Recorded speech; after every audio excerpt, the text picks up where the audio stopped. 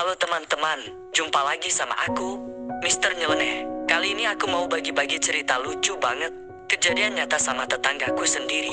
Dijamin bikin kalian ketawa ngakak sampai perut kram. Ceritanya begini, tetanggaku kedatangan tamu tak diundang.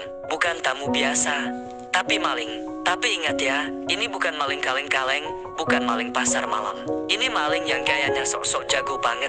Persis kayak ninja di film-film Hollywood loh. Bayangin aja, caranya masuk itu dramatis banget. Naik ke atap, buka genteng, terus terjun bebas masuk ke rumah, lengkap dengan gaya akrobatik seolah-olah dia pencuri kelas dunia, pemain profesional yang udah berpengalaman. Padahal ya, cuma mau ambil uang di toko kelontong doang. Setelah barang sasaran didapat, uang sudah dikantongi, waktunya kabur dong. Nah, di sini awal bencana dia. Dia mau keluar lewat pintu depan. Ternyata pintunya dikunci rapat sama tuan rumah. Kuncinya dibawa pergi. Dia kira pintu itu cuma dikunci pakai grandol dari dalam. Ternyata nggak sama sekali. Dia mulai bingung berat. Mau naik lagi lewat genteng, nggak sanggup. Tenaganya udah habis pas terjun tadi. Mau teriak minta kunci sama tuan rumah. Ya jelas nggak berani. Takut langsung ditangkap dan dibawa ke kantor polisi. Pikir-pikir, jalan buntu semua. Akhirnya dia punya ide brilian. Ya udah, sekalian aja numpang tidur di situ. Pasrah deh dia, tidur di sudut ruangan sambil berharap pagi cepet datang. Tapi namanya juga maling.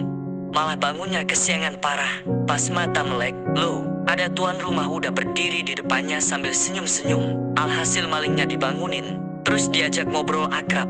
Dikasih sarapan nasi goreng pula. Tuan rumahku ini orangnya amampon banget, alias polos, orangnya baik, ngapain juga marah-marah. Dia malah bingung mau ngapainin maling itu. Akhirnya, damai saja, uangnya dikembalikan. Si maling malah dikasih uang upah sama tuan rumahku. Entah karena kasihan lihat nasibnya, atau itu dianggap upah jasa dia sudah capek-capek akrobatik dari atap.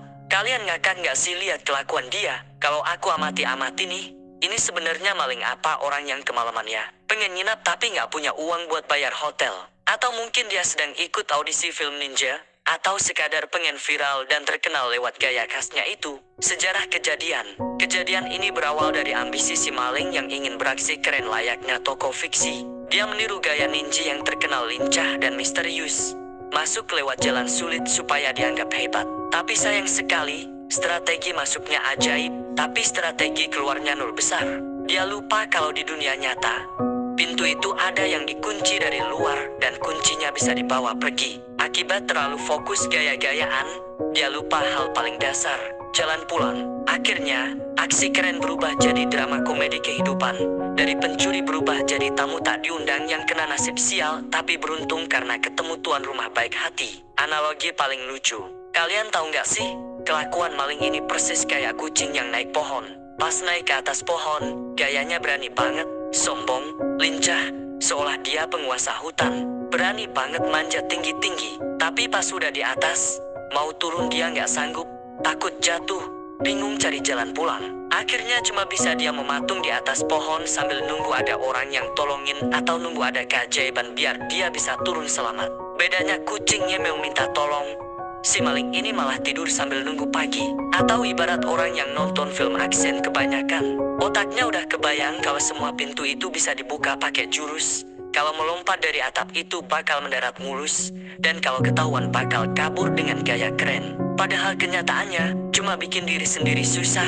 Capek-capek akrobatik tapi ujung-ujungnya malah disuguhi nasi goreng. Tujuan cerita ini aku angkat bukan mau menjelekkan siapa-siapa ya teman-teman. Tapi biar kita sama-sama ngakak dan sadar satu hal.